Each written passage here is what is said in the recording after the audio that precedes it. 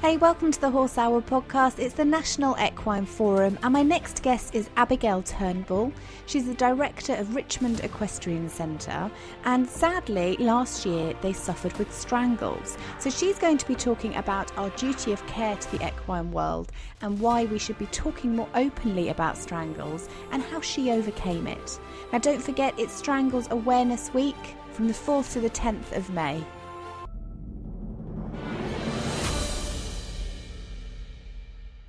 Abigail, how are you? Hello, hi, good, thank you. First of all, let's find out a little bit more about you. How long have you been running Richmond Equestrian Centre? We only bought Richmond in summer 2018, so we were cattle farmers originally.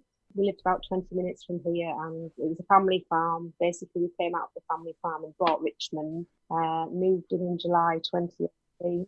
Oh my gosh, so you made the jump from cows to horses. That's pretty brave. Yeah, cattle and arable. Did you have much experience with horses? No, my husband's been a farmer. Farming's been in his blood for years, so he knew we were kind of looking at. It was a bit run down when we got Richmond, and it needed a bit of TLC and the grassland and the barns and the yard and things like that. So we, big project, but I think the positives though that I can see from that is that you've got heaps of business experience because you've been running a business, and the one thing when I think about strangles and infectious diseases is I should imagine your husband has had to deal with all those with the cattle because there's tuberculosis and they need lots of vaccinations and things. So did you know much about the infectious diseases when you took on the yard? We knew a little bit about strangles. Everybody kind of said you don't want it. I don't think we realised how common it was because obviously it isn't a notifiable disease. So a lot of people don't admit to having it. I think it has a stigma very much of being a dirty disease that you might find on a dirty yard or something. So we knew a little bit about it. And it's, when we came in here, we did a lot of renovation. There was about 55, 60 livery clients here, and I think we went down to 5. And we renovated all the buildings and then slowly built it back up. There's probably it was probably a 2-star yard, and we probably reopened as a 4 or 5-star yard. So we thought we'd never get strangles because we were, doing everything as we thought as it should be and tidying everything up.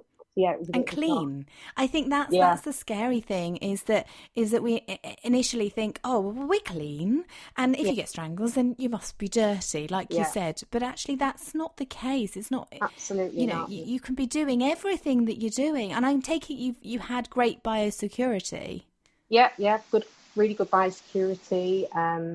It was just even now when I think about it now, how we got it. I don't know, but it just proves how contagious it is. And I think the fact that we admitted to having it and everybody was shocked, or a lot of people were shocked. Yeah. How did that make you feel, seeing the negative reaction? Disappointed, actually, because obviously we're not, my daughter's been riding probably all her life, so we knew we had horses at home, but we certainly weren't enthusiastic equestrians with a lot of knowledge. But it was very disappointing. Some people, I was very shocked by some people's reaction. People that I thought who I probably looked up to as professionals and kind of said we were stupid and amateurs for disclosing that we had strangles. And one person commented that if we got it again, at least we'd know how to deal with it. As if to say, you won't say anything next time, which is completely not our style anyway. So, it was just a bit. Well, it should be. Really. It should be a notifiable disease, and you are a responsible yard owner for telling people and preventing the spread of it. So you speak to any of the education's hindsight's always such a wonderful thing, isn't it? But you speak to any expert now, and it's clear that you have to share it with people and be open and honest.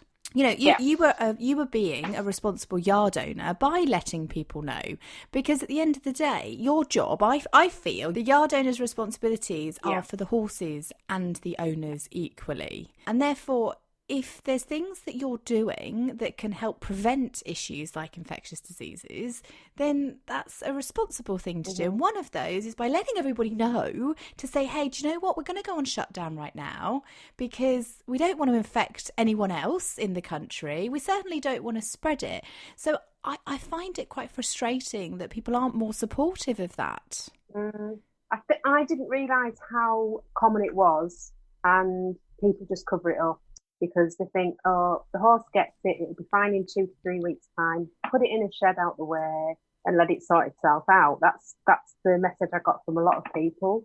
But unless you go through the right channels with dealing with a horse that's got strangles, that horse can go, I mean, I didn't know half as much as what I do now, but that horse can go on to be a carrier, and it's just a massive vicious circle. But, could you take us through that process, Abigail, then, of when you first found out that one of the horses had strangles? Right. Well, what happened, it was August last year, and it was a Tuesday when we found out. The girl whose horse came down with strangles first was concerned over the weekend because the horse just didn't seem to be himself, a bit depressed looking. Sunday night started with a temperature and he was off his food. So the Monday morning, we rang the vets to come out.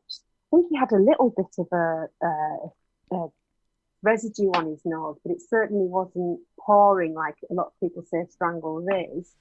So the vet came out on Monday and we asked them to, I think they gave him a big dose of antibiotics.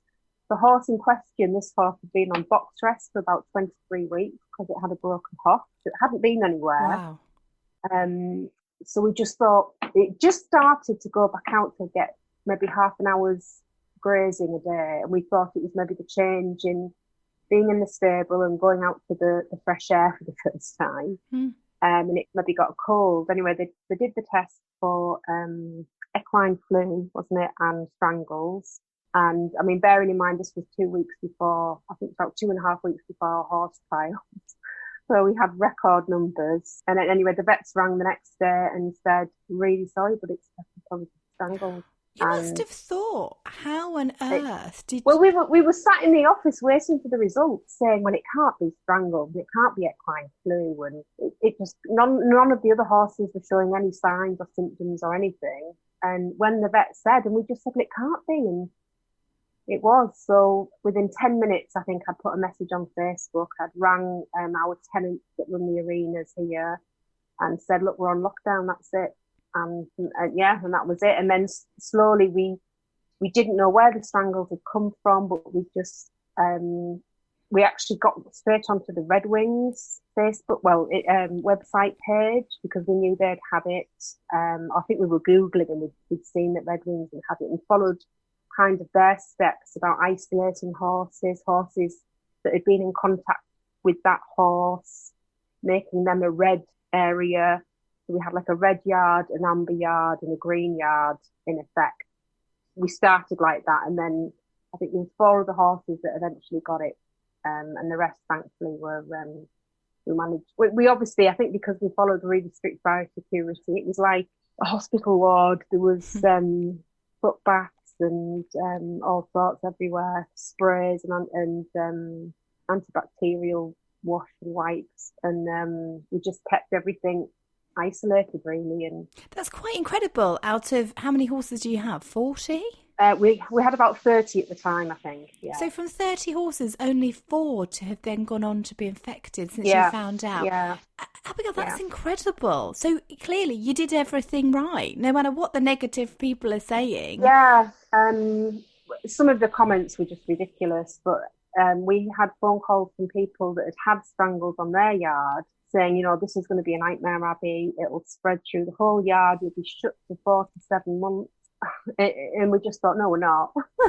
we were so honest. I mean, the livery clients we had were amazing. We got, we spoke to all of them individually. We asked them to take the horses' temperatures morning, noon, and night. They were only allowed to see to their horse. They weren't allowed to go anywhere else in the yard.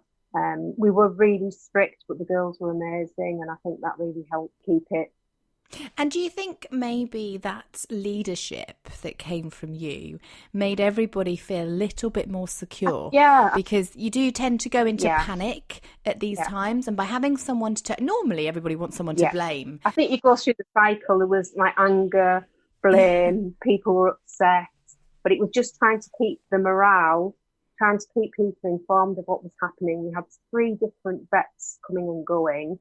Our local vets who we use didn't have the guttural pouch machine to do the guttural pouches, so we had to use another vet's. And then some girls didn't want to use this vet. You know, everybody, it's like having a doctor, they only want to see certain people. But the vets were great, and we just kept we had a WhatsApp group going.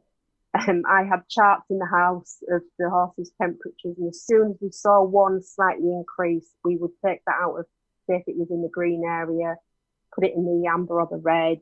And we were just, I mean, it was very frustrating. It was very difficult. It was very stressful, but we had to go through it. And I think we just went about it probably in the best way, keeping everybody in the loop and being honest about it, really.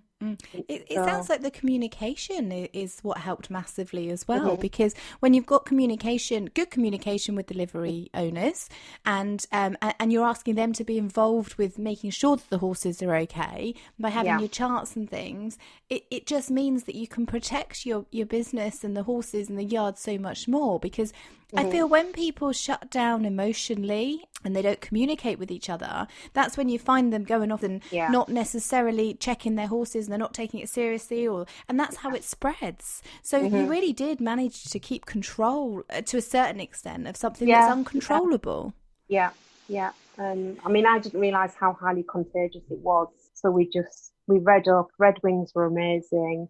We were in touch with the British Horse Society as well. And funnily enough, they'd been out on the Monday and passed us as a BHS yard in facility centre. That was the day before we got the Strangles. It was so ironic. So we just kept in touch with everybody and communicated, and it was stressful, but we were just on it. And I think as people were saying, it was going to take months and months and months to get over it. I think that just pushed me to think, if not, we're going to be over this in a few weeks. And how long did it take? Yeah, how long did it take from start to finish? It was about 6.5 weeks. Did you lose money in that time? Because we financially, obviously, we lost our horse trials, which had record numbers. So that's our harvest. We have 2 horse trials a year, one in May, one in September. The May one wasn't brilliant. We didn't have a lot of entries, and that was across the board for DE. This one, we started off with low entries, and we kind of put a plea out saying, look, you know, if we don't get good entries, it costs an awful lot of money to run the horse trials. We were thinking of pulling it at one point, but with putting a plea out, everybody entered, and the numbers were amazing. I had the most fantastic sponsors on board, and the fact that we had to pull that was a massive financial loss to us. Buying all the equipment to increase the biosecurity. I mean, we had some horses turned out, so we decided that we weren't going to let them touch nose to nose over the fences. So we had all the fences electrically fenced as well. We bought new horse water troughs, so the horses weren't sharing the water troughs. The fields next to each other. We lost an awful lot of money. Well, you've got to kind of have that money in the first place to be able to do all those things. The things that we don't even think about. You know, it's not. I wouldn't even think about going and getting more water troughs so that they don't share. Yeah. I mean, a lot of people. Somebody said to me, the best thing you can do is put all the horses in one field and let them all get it. And that. Are you joking? No. Because they said we wouldn't contain it and it would just pass and pass and pass. Just put them all together and get it out of the way, and it would be done and dusted. And I just, But this is again where we don't want to be listening to opinions. We want to be listening to experts. And Absolutely. Red Wings have done a phenomenal job over the last few years of building awareness over strangles and how to deal with it. So with their Stamp Out Strangles campaign, where yard owners and horse owners can sign up to pledge to stamp out strangles, and basically you get, if you sign up, it's totally free. It's brilliant. It's on their website. Put your name there, and you get emailed information of what to do if you spot strangles, what the signs are, how to look after your horses, how to prevent it. So it's a great educational tool. But without that expert advice, we could well have just put all the horses in together and thought, and then you'd end up losing some. I mean, that's not a responsible. Absolutely not. No, not at all. I mean, we knew they'd been through it, so they have a fantastic animated video on their website, which talks through the strangles outbreak that they had and what they did. I mean, we didn't know about guttural pouch procedures or what is a guttural pouch procedure? So when a horse gets strangles, so say the horse which started it first, that was the first one to come out with the strangles. Had a blood, I think was it blood test that, the blood test proved that it's got it. Then it started with the temperature, the snotty nose, had antibiotics and kind of let it run its course, I guess. But I think the antibiotics help. There's a lot of hooing and hawing over. Do you give horses antibiotics? Do you leave them to it? Do you just give them bute? Do you not give them bute? What antibiotics do you give them? I don't think there's a right and wrong way, really. It's just that specific horse, what that horse reacts to. But once this particular horse, for instance, had finished with all the symptoms, temperature had gone down, finished antibiotics, no snotty nose, the only way that you can be sure that horse isn't carrying the strangles infection is to do what's called a guttural pouch procedure, where the horse is sedated and a camera is put up the horse's nose into something called their guttural pouch, which is like it's below the rear, isn't it? And it's just like an empty pouch, but in there will fit chondroids, which hold the strangles infection. And even though the horse could appear to be looking fine and well, and it's completely finished and it's had strangles, and if it's become what's called a strangles carrier, with these chondroids sat there, this horse will intermittently secrete when it puts its head down to drink water. If it gets stressed, secrete the fluid from these chondroids, and bang, you start again with strangles. So the only way to make sure that your horse is completely free of strangles isn't just to see that it's stopped with a snotty nose and a temperature. It's to make sure it's not carrying the infection in its guttural pouch. Thank you for that. I never understood any of it. So it helps to be able to visualize where the pouches are and what you're looking out for. I heard that the pouch that you're talking about the neck behind the ear. Yeah. It can look, when it's swollen with strangles, it can look quite similar to grass sickness. And did you hear, I don't know, you'll be able to help us, that sometimes strangles gets missed because it's, thought of as grass sickness, and that's how it can spread so quickly. I mean, we had a few people saying it was this, that and the other, but I think the high temperature, the snotty nose, which eventually did come, and the fact that other horses pick it up. I mean, that we don't know where it's come from, but the 4 horses, I don't think it definitely didn't come from the horse that started with it first. Whether it's been brought in on humans, the vet said it could be brought in from a dentist, a vet, a farrier, another horse, that horse being away somewhere. It's a minefield. But I think it's quite clear that it's strangles when it starts with the snotty nose and everything like that. Yeah. It's interesting actually, because I'm always petrified of strangles because I live really close to the New Forest, and in the New Forest it's quite prevalent for strangles. So I hear. And one of the things that we get told a lot is don't let the horses drink out of the water in the New Forest because it spreads through water, but it also spreads on clothing. And doesn't it last up to 15 minutes on clothing? I think it'll last probably longer than that. I know it can last for up to 8 weeks in water. Wow. In the paddocks as well. So we had a couple of horses that had strangles that we turned out. They were isolated paddocks. But those paddocks we treated as contaminated, and we didn't let anybody else in them for 6 weeks after, just to make sure. I think we're so petrified of it ever happening again. But the sad thing is, Abby, it could happen again. It could, and if absolutely. It does happen again, it's not your fault. No, and I'll do exactly the same as I've done this time, and make people aware. And we could stamp it out better if people. It's just shocking because some people have said to me, "Oh, well, my horse had strangles, but it recovered after 3 weeks." And I said, "Oh, well, what did the guttural pouch procedure come back with?" And they were like, "Well, what's the guttural pouch procedure?"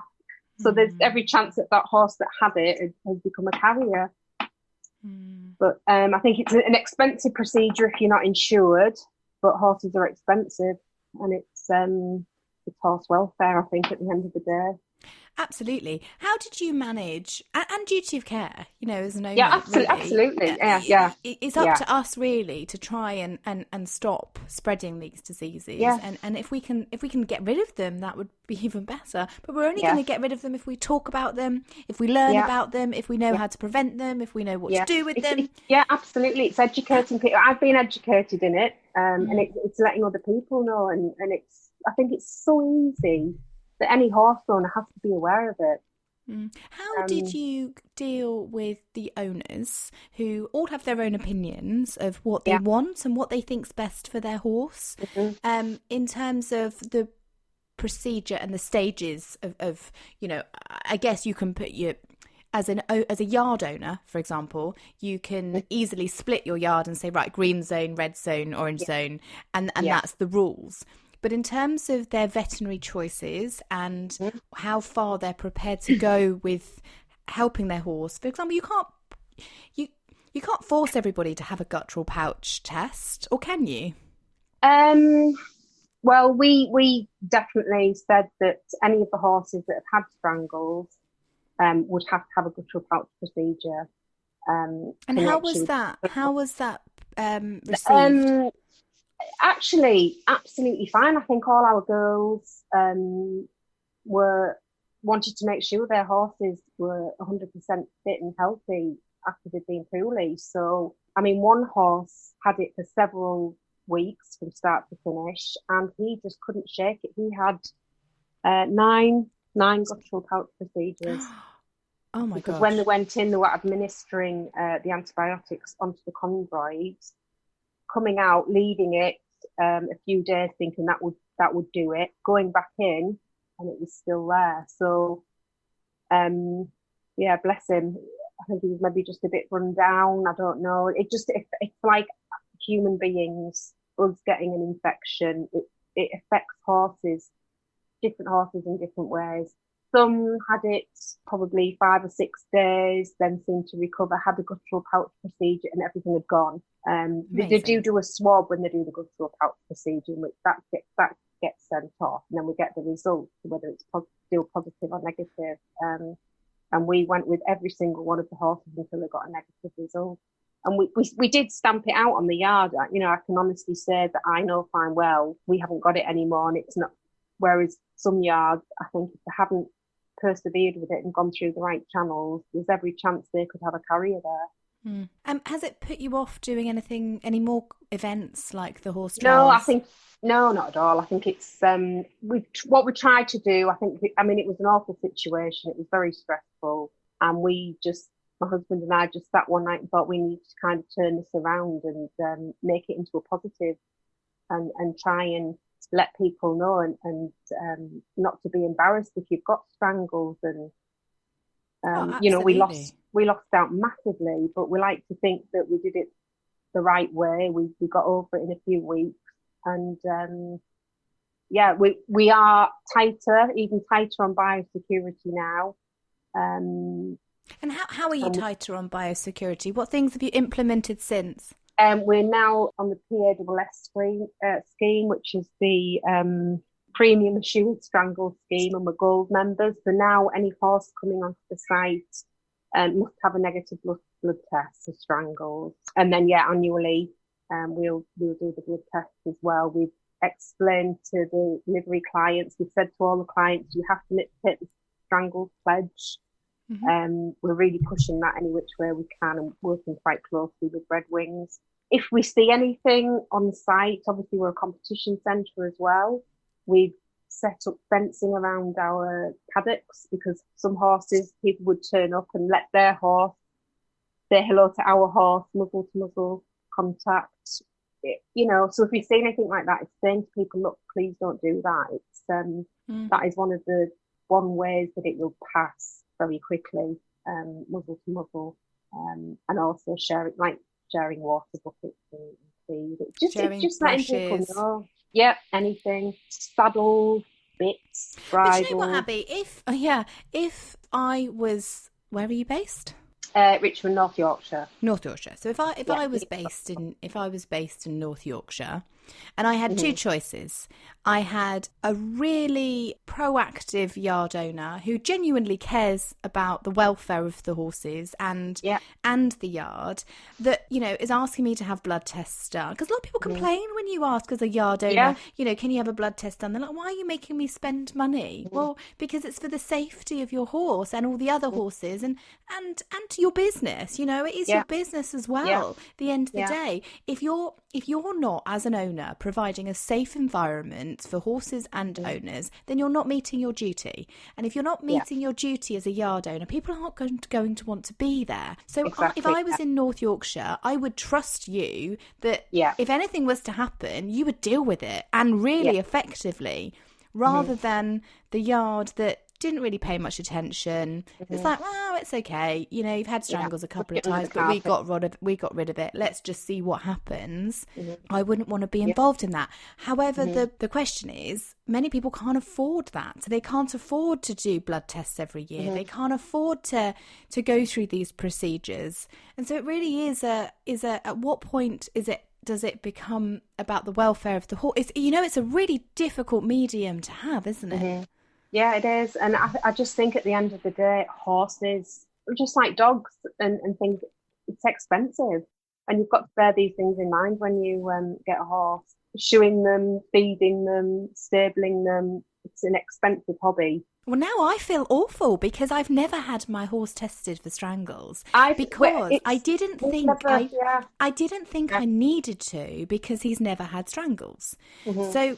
But he's been in with so many. Now I'm thinking about it after talking to you. He's been in with so many different horses over the years. Any of them could be a carrier. He could be a carrier, and he just hasn't had Strangles yet. I mean, if you go onto the Red Wings website, there's a page on there about a lady that had a horse that had been a carrier for years, and he was fine. He was fine, but he was passing it left, right, and centre. If you got him tested and it was negative, great. If he's positive, then you just need to deal with it. And get a guttural pouch procedure or follow your vet's advice and get it eliminated. And that's exactly right. That's the attitude to have. No matter how scared we are of what might happen, it's better that we're hitting it head on and dealing with it rather than just ignoring it and hoping that, miraculously it might not happen to me, or it might not happen to my friend or to my horse down the road or to any of the liveries Well, I'm going to go and get a test done. So thank you for that, because you've motivated one person. I'm hoping we can motivate a lot of our listeners to the vets are going to love us because they're going to be making a fortune. Well, even, we've, my daughters, I've had a couple of horses. My daughter's had a few horses. We've had a 5-stage vetting, but we've never had them blood tested for Strangles when we bought them. And, they've come from all over the place. So. Maybe that should become part of the 5-stage vetting now then. I would think so, but yeah. Well, Abby, thank you so much for being honest, for being brave enough to talk about it afterwards, during and afterwards and now, and for sharing your story at the National Equine Forum, because I really hope that we can make a change You're welcome. That's what it's all about. I feel awful because your lovely assistant's been with you the whole time. Oh, no, sorry. Joanna, and poor Joanna hasn't had anything to say. I'm so sorry for not including you, Joanna. But were you part of this as well? Did you help deal with it all? Yeah, I mean, in a lot of ways, I was kind of staying out the way, so I wasn't going to be sort of contaminating anything between the yards. It was almost keeping as least people as possible in contact with the horses as well, was part of obviously how we dealt with it. But behind the scenes, making signs to make sure that people weren't entering the wrong areas and things like that, involved in that sense. What happens if someone did go into the wrong area? They were ushered out pretty quickly. They were pretty, we were really on it, and I must say massive thanks to our livery clients, because they were just absolutely fantastic, each and every one of them, and we just all pulled together, and I think that's what you've got to do when something like this happens. Absolutely. How can we follow you on Facebook and Twitter? It's all Twitter, Instagram. It's Richmond Equestrian. We're Richmond Equestrian Centre, but at the minute we're down on Facebook as Richmond Horse Trials. We will be taking over the entirety of the Equestrian Centre next month. Exciting! Congratulations! Yeah, so we have. Thank you. We have some tenants in at the moment running our arenas, and they're leaving at the end of this month. We have our livery yard. We have some properties here. We've got Facebook pages for everything, but as of the 1st of April, it'll all come under one umbrella. But if you go on now, it's Richmond Horse Trials on Facebook, Twitter, Instagram, and then that will change to Richmond Equestrian Centre. So, and when are your horse trials? First one's the 8th, 9th, 10th of May. That's a bank holiday Friday this year. Is that over Badminton weekend? It is. Yeah. Do you find it's so frustrating, isn't it, that you don't get a choice as to when you get to hold the BE event? It always seems to have been that weekend. So fingers crossed. We've got the bank holiday this year because they've moved it round for the BE Day anniversary. So that should help us. And what star are your horse trials? We just do B90, B100, novice and intermediate. Yeah. And who designed your course for you?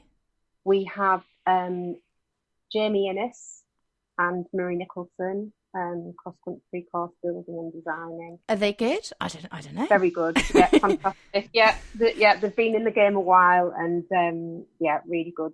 Tracy Barraclough is our show jump course designer. She's fantastic. We've got a really good team. I mean, we've only been doing it. What will this be? Our third or fourth one? Should have been the fourth one, yeah. And we love it. There's such a fantastic atmosphere, fantastic team of people. We've got the most amazing volunteers that come forward. Hopefully we'll have the weather. I'm looking out the window now and it's absolutely blowing a gale with snow. But but yeah, hopefully a few more weeks. The ground's in a fantastic state. Obviously, it hasn't had a horse on it for nearly a year, so. There is a silver lining, isn't there?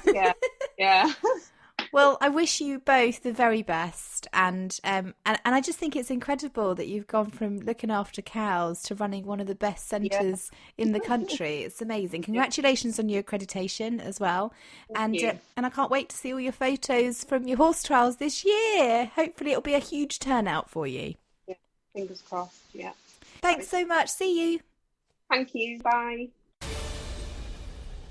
Thanks so much for listening. I hope you enjoyed this episode. You can download more speakers from the National Equine Forum if you head to their website, nationalequineforum.com, or of course on our podcasting platforms, Acast, Stitcher, Player FM, iTunes, all the usual places. Now, the guests that you can hear are Rolly Owers, Chief Executive of World Horse Welfare. He's talking about the social science and how it can help us. I speak to Dr. Barry Johnson, who's an independent chair at the Horse Welfare Board, and he talks about British racing's living example of the social licence. I also speak to Zach Banham-Hurd from the Behavioural Insights team, and we talk about how you can apply behavioural insights into the equestrian industry. Then you'll hear from David Rendell, who's on the council of the British Equine Veterinary Association, and he's talking about worm resistance and why we should be taking control. Then finally, you can hear from Kirsty Withnell, who's an RSPCA inspector, and she works at the RSPCA Special Operations Unit, and she's talking about multi-agency collaboration in equine welfare cases. So lots of people to hear from. Anybody else that was at the forum, you can go back and watch again on the National Equine Forum's YouTube account. It'll also be all over their social media, and we'll be sharing those as well. So lots of people to see. Don't forget, you can watch the last few speakers live at nationalequineforum.com. Thanks for listening.